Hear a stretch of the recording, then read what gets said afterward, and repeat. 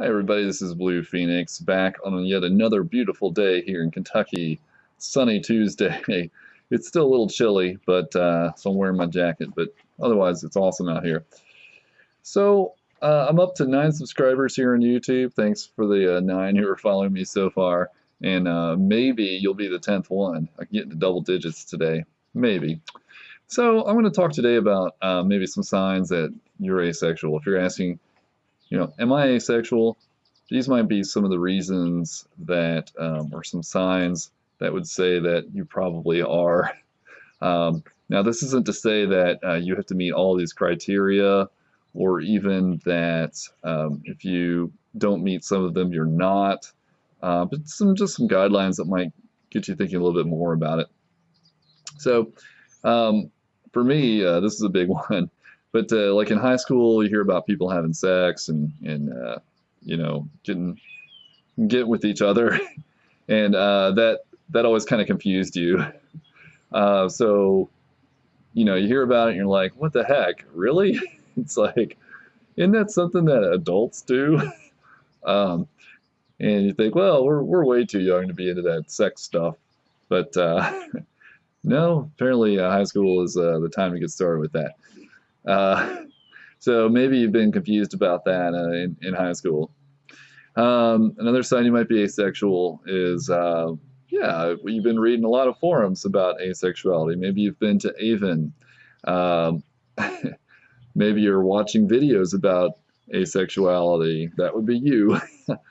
Maybe you're reading blogs about it, or you've watched documentaries. So if you've suddenly shown a huge interest in a topic, it's a pretty clear indicator that maybe you're getting into, or maybe you're questioning, and it might be right for you. Especially if you go to the forums and the things that people write really seem to resonate with you. Like if you think, man, I really could have written that myself. It's probably a good sign that you may also be asexual as well. Um, Maybe you've had a romantic partner in the past, or maybe even been married, and they talk about having sex, and you're just like, well, I don't know, I'm not really ready for that. Or it's just something that you're not really interested in. That might be a clear sign that you're asexual. I know for me, when I had a girlfriend for a few months, she talked about wanting to have sex, and I just kept saying, well, I'm not really ready for that. But I mean, I think another key there is that you're not even tempted by it. It's not like, oh yeah, definitely, let's jump in the sack. It's like, whatever. It's just not really, you don't really care about it. Maybe you have had sex with somebody, and afterwards, you just felt kind of underwhelmed by it. You're like, what's the big deal? I don't really care. You might even be repulsed by it or disgusted. Um, yeah, that's just an indication that, maybe you just don't care about it. It's really not a big deal for you. Could be asexual. Uh, with all the ads on TV and of course TV shows themselves and movies, sex is just a huge thing, right?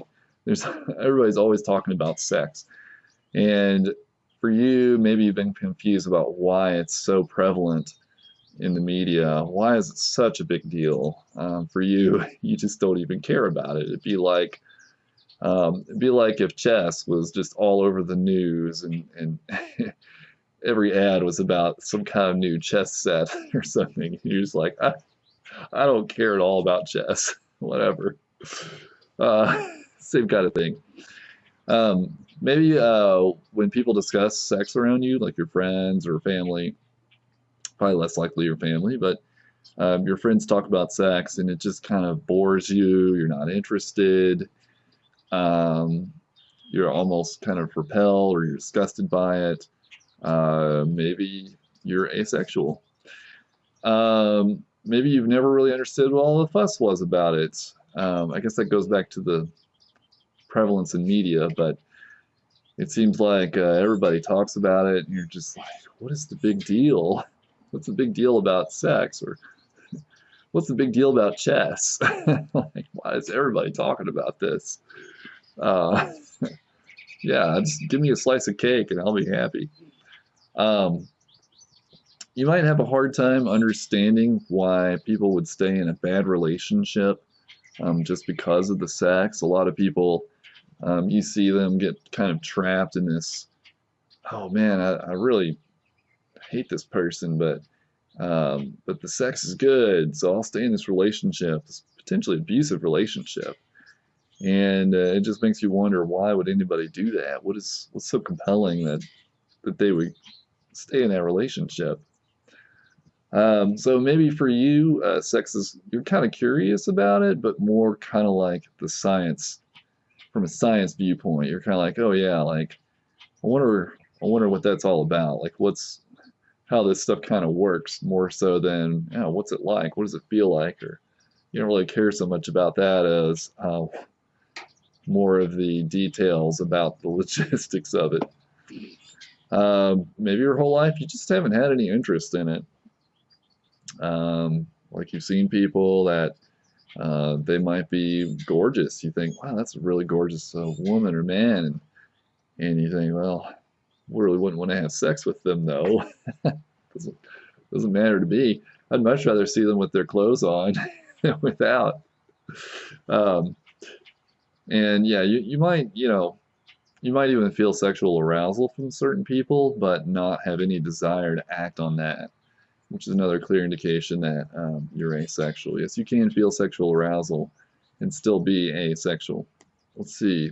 When you hear stories about this is a big one. Like if you hear a story about somebody cheats on their husband or their wife, or whatever, or their girlfriend, boyfriend, whatever, you're always really perplexed. Like I've never understood how somebody could cheat on their spouse. It just doesn't make any sense at all to me, and it's very perplexing. Or people they get pregnant accidentally, and you're like, how could that even happen? I mean, can't you just keep your pants zipped? It's mind-boggling. But yeah, for an asexual, it's hard to understand that these are very compelling. For sex is very compelling for people, most people. I just watched the movie Spotlight. It's about basically these priests in Boston that were molesting children, and the Boston Globe in 2001 they kind of investigated this and broke this whole story open, and you're like, and I think the number was as high as like 6% of priests were doing this, and you're like, it's just mind-boggling that this could even happen, right? And it's for an asexual, it's very hard to understand that there would be any drive to do those kinds of things. But I guess for somebody who's forced into celibacy, that could be an issue for them. I don't know. And finally, the last point I want to make is if the idea of just never having sex again, or even for the first time if you haven't done it, if the idea of never having sex sounds good to you, you're probably asexual. I think that's probably the clearest indicator right there. Just like, I really don't ever want this. You probably are. Catch you next week. Hope you'll subscribe. Be that 10th subscriber. Or if you've already missed that boat, subscribe anyway. If I get to 100, I get to pick a nice channel name instead of the crappy URL I have now. So hopefully next Tuesday will be just as sunny and we can do this again. I'll probably do a You Might Be Aromantic if. All right, I'll see you next time.